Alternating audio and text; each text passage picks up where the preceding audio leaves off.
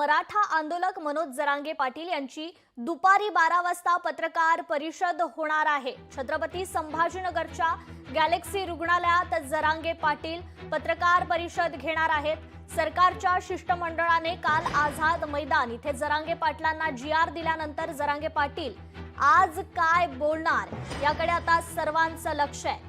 जरांगे पाटील यांच्यावर सध्या छत्रपती संभाजीनगरच्या गॅलेक्सी रुग्णालयात उपचार सुरू आहेत। त्यांना विश्रांती घेण्याचा सल्ला देखील डॉक्टरांनी दिलेला आहे। तर आता जरांगे हे दुपारी 12 वाजता याच गॅलेक्सी रुग्णालयातून पत्रकार परिषद घेणार आहेत। या पत्रकार परिषदेत ते नेमकं काय बोलणार हे पाहणं आता महत्त्वाचं ठरणार आहे। 5 दिवस मनोज जरांगे यांचं मुंबईतील आझाद मैदानात उपोषण सुरू होतं।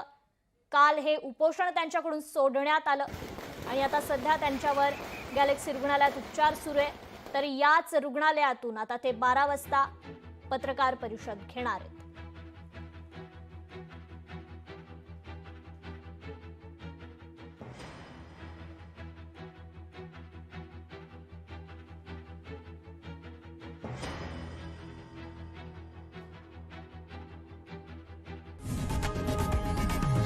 लोकशाही मराठी ऐका, पहा, जागरूक रहा।